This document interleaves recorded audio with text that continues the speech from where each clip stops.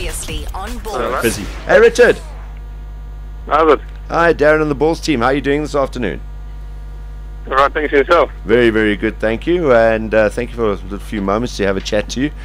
Congrats on what was a very clinical and nice little start for you guys yesterday. Yeah, no, the boys rolled up all the game plans we'd spoken about before the tournament and executed them the way we wanted to, and obviously worked out as planned. All right. Was there any? I mean, obviously you guys won the toss, put them in. They and immediately got stuck into them.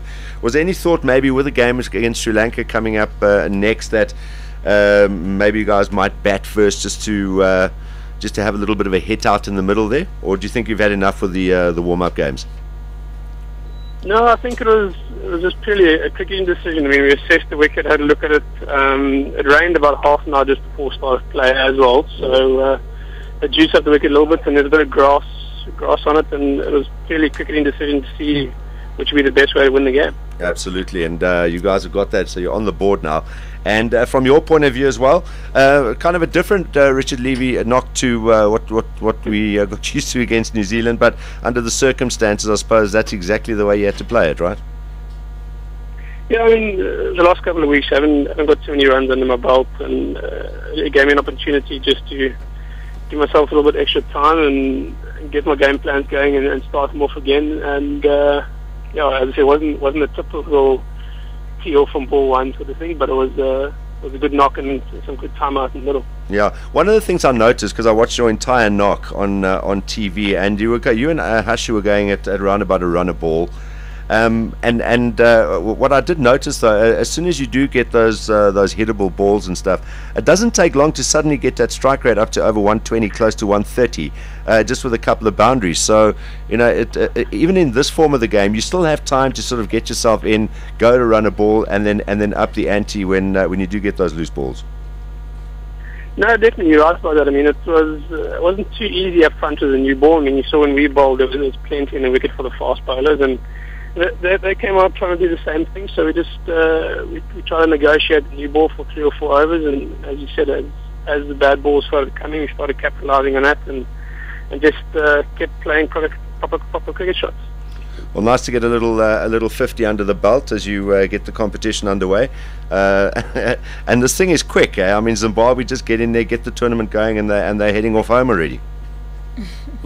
Yeah, unfortunately, the format of the tournament doesn't quite allow for teams to build up any sort of momentum in the early stages, and one bad game can put you on the back foot, and you lose one more and you're out, sort of thing. So it doesn't matter which side, where you're from, whether you're a minnow or one of the favourites. It's a pressure-filled situation, and you've got to be on your A game from the first game. Yeah, from a team selection point of view, Richard, I mean, the policy now.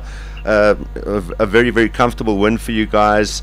Does it come at every sort of game you guys decide who's going to be running out for the approach, just depending on the conditions, the track, who the opponents are, or is that pretty much the side we should see running up against Sri Lanka next?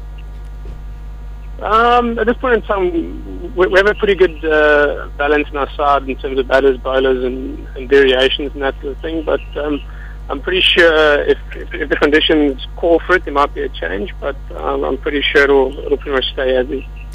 And weather-wise, what's the forecast for your game?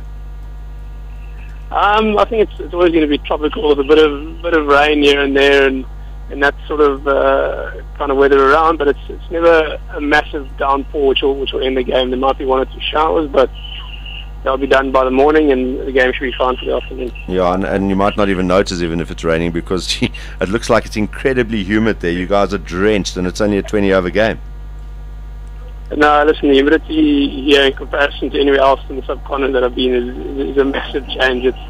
It's almost like a haze that comes across the field. You think it's raining when you look through the changing room windows, but it's actually not. It's just the massive amount of moisture in the air. So the boys are going to keep very, very hydrated. Yeah. Well, listen, nice one, Richard. I enjoyed watching you bat yesterday. I mean, I know there's a couple of people that want you to walk out there and just start smashing it from ball one.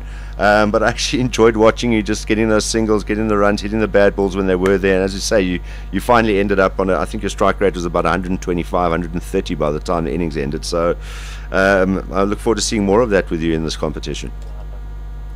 No, perfect. Thanks so much. I appreciate it. There's one more from Knox. Hi, Richard. Brendan McCallum making New Zealand's intention clear by setting a record so early on of 123 balls, 103 runs from 58 balls. Do you fancy yourself or any of the Safirs doing something similar? No, listen, I think in Colombo the wickets can be a lot better than they are in some of the other grounds the guys are going to play it. And as you saw, he still gave himself a bit of time up front and then started attacking and having a bit of fun with him. So I think with our batting lineup, we have at least 3 or 4 guys that are capable of doing the same, and I'm sure if we can give an opportunity, they can pull it off. All right, well, all the best to you guys. We look forward to your game against Sri Lanka and then heading forward into the following stages of the T20 World Cup. Thanks for chatting to us this afternoon, Richard. No, cheers. Thank you, Rich. Well. Thank you. Cha-cha. Bye-bye. There we go. Richard Levy joining us from Hambantota.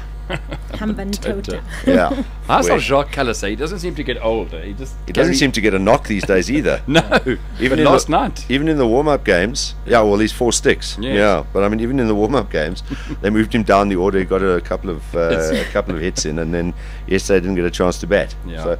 So I just thought that maybe. But look, I mean, Zimbabwe beat us in that unofficial triangular, so they can't take chances against a side like it. But thought with Sri Lanka in mind, they might have thought of batting first and trying to give a few people a bit of a hit out there in the middle. Do you reckon Mendes is a danger man there tomorrow?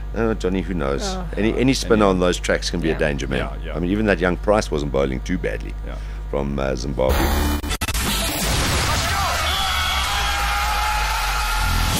2 p.m. to 6 p.m. Mondays to Fridays live on Ballz.co.za. Ballz.co.za.